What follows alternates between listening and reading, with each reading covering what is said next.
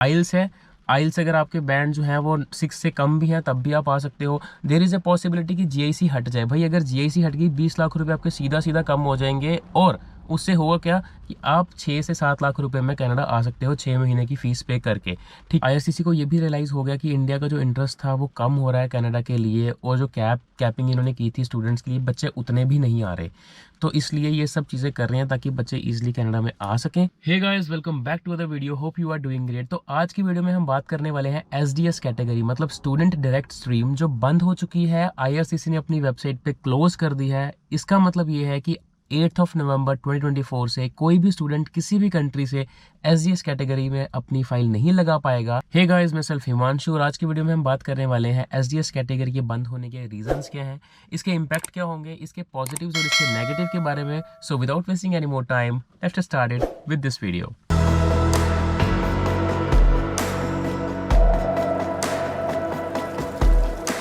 तो सबसे पहले बात करते हैं एसडीएस कैटेगरी और नॉन एसडीएस कैटेगरी है क्या।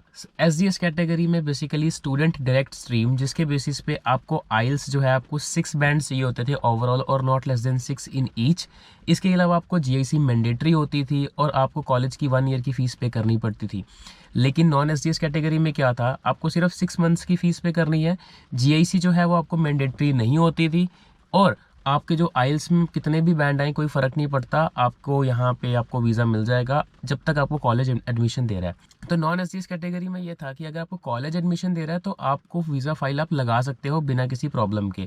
तो ये फ़र्क था एसडीएस कैटेगरी और नॉन एसडीएस कैटेगरी में। तो बात कर लेते हैं कि भाई बेनिफिट्स क्या थे एसडीएस कैटेगरी में। होता क्या था कि आप जो फाइल लगाते थे आपको प्रोसेसिंग टाइम काफ़ी कम होता था, क्योंकि जो वीज़ा ऑफिसर थे उनके पास एक चेकलिस्ट होती थी कि बच्चे ने जीआईसी पे की हुई है, ठीक है, बच्चे के 1 साल की फ़ीस दी है, इसके आइल्स में बैंड अच्छे हैं, इसकी एजुकेशन बैकग्राउंड अच्छा है, तो भाई अप्रूव कर दो। इसमें प्रोसेसिंग टाइम काफ़ी कम होता था, जिसके बेसिस पे वीज़ास काफ़ी जल्दी आते थे। बच्चे आज बायोमेट्रिक करवा रहे, कल उनका वीज़ा आ रहा है, मतलब ऐसा वाला हिसाब किताब था, ठीक है। और इसका नुकसान, मतलब जो नॉन एसडीएस कैटेगरी है उसमें क्या होता है, मतलब जो एसडीएस कैटेगरी थी वो सिर्फ 14 कंट्रीज़ के लिए थी, लेकिन अब जो नॉन एसडीएस कैटेगरी मतलब जो जनरल कैटेगरी है उसमें तो सभी अप्लाई करेंगे। तो इसमें होगा क्या कि जब सारी कंट्रीज से सारे बच्चे अप्लाई करेंगे, उससे आपकी प्रोसेसिंग टाइम बढ़ जाएगा। अब बात करते हैं नेगेटिव्स के बारे में। तो जब आप अपनी फाइल नॉन एसडीएस कैटेगरी मतलब जनरल कैटेगरी में लगाते हो तो होता क्या है कि आपकी प्रोसेसिंग टाइम बढ़ जाता है, क्योंकि एसडीएस कैटेगरी में सिर्फ 14 कंट्रीज़ के बच्चों को फाइल मतलब डाल सकते थे, 14 कंट्रीज़ के बच्चे, लेकिन अब सारी कंट्रीज़ के बच्चों को नॉन एसडीएस कैटेगरी में ही डालना पड़ेगा, जिससे जो फाइल्स हैं वो काफ़ी ज़्यादा एक ही जगह इकट्ठी होंगी और किसी को प्रायोरिटी नहीं दी जाएगी। आपकी जो चेकिंग है वो काफ़ी बारीकी से की जाएगी, मतलब जो बच्चों को ना पूरे ध्यान से उनका प्रोफाइल चेक होगा कि इसका एजुकेशनल बैकग्राउंड क्या है, आपके फाइनेंशियल्स कैसे हैं, आपकी फैमिली में इनकम टैक्स पे किया जा रहा है या नहीं किया जा रहा, ठीक है, आपके सोर्सेज क्या हैं। पहले बच्चे जीआईसी कहीं से जुगाड़ करके अपने अकाउंट में शो करते थे, भाई जीआईसी होगी, और वीज़ा ऑफिसर को सिर्फ जीआईसी चाहिए होता था, लेकिन अब ऐसा नहीं होगा। बच्चों को अब भाई अपने जो फंड्स हैं वो पुराने भी शो करने पड़ सकते हैं अगर वो कनाडा आना चाहते हैं तो, ठीक है। तो भाई ये हो गए इसके नेगेटिव्स। अब बात करते हैं इसके रीजंस के बारे में। तो आईआरसीसी ने कोई भी पर्टिकुलर रीज़न नहीं दिया इस कैटेगरी को बंद करने का, लेकिन उन्होंने ये मेंशन किया कि हम सभी कंट्रीज़ को इक्वल अपॉर्चुनिटी देना चाहते हैं ताकि वो बाहर आके मतलब कनाडा में आके पढ़ सकें।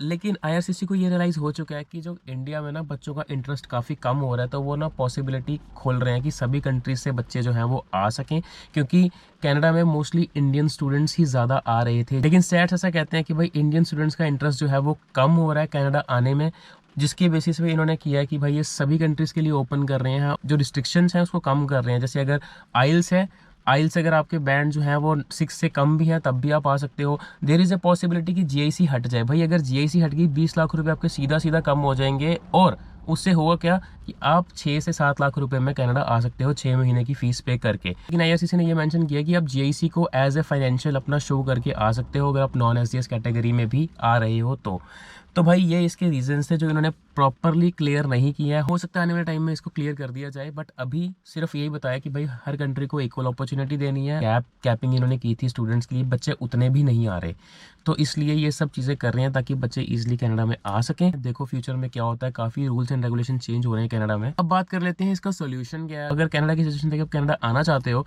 तो भाई आपको क्या करना है, अगर आप एसडीएस कैटेगरी की जगह आप नॉन एसडीएस कैटेगरी में डालोगे अपनी फाइल, तो आप जेसी दिखा सकते हो अपनी एज ए फाइनेंशियल, ठीक है। इसके अलावा अपनी एसओपी पे ध्यान देना, सही से एसओपी बनाओ। ऐसा पॉसिबिलिटी है कि जो कैटेगरी है ना वो अभी भी मैटर करेगी, मतलब अगर आपके आइल्स में अच्छे 7 बैंड आए हैं तो शायद देयर इज ए पॉसिबिलिटी कि प्रायोरिटाइज किया जाए आपकी फाइल को। अभी इसके लिए कुछ पर्टिकुलर रूल्स नहीं आए हैं, बट ऐसा हो सकता है कि अगर आपका एजुकेशनल बैकग्राउंड सही है, आपकी एसओपी अच्छी है, ठीक है, आपके आइल्स में बैंड अच्छे आए हैं, आपका फाइनेंशियल रिपोर्ट्स अच्छे हैं, ठीक है, आप यहाँ पे एक पर्टिकुलर रीजन दे रहे हो कि मैं ये चीज़ करने आ रहा हूँ, मतलब आपकी रेलेवेंसी है यहाँ पे आने की, तो देयर इज ए पॉसिबिलिटी कि आपको वीज़ा नॉन एसडीएस कैटेगरी में भी मिलेगा, ठीक है। तो भाई ये कुछ रीजंस थे, कुछ पॉजिटिव नेगेटिव जो भी था हमने इस वीडियो में डिस्कस किया। आई होप आपको इस वीडियो से इन्फॉर्मेशन मिली होगी। अगर आपको वीडियो थोड़ी सी भी इन्फॉर्मेटिव लगी है, don't forget to hit the like button, subscribe button and share this video with your friends जो कनाडा आने का प्लान कर रहे हैं। इसके अलावा आपको कोई डाउट है तो नीचे कमेंट सेक्शन ओपन है, अगर आप कुछ अपना पॉइंट ऐड करना चाहते हो तो आप वो भी नीचे मेंशन कर सकते हो, और आप मुझे इंस्टाग्राम पे फॉलो करके वहाँ पे भी कोई क्वेश्चन पूछ सकते हो। I will definitely going to answer all of your questions. So that's all for today from my side. Bye bye, take care of yourself and all the best for all of your processes. Bye.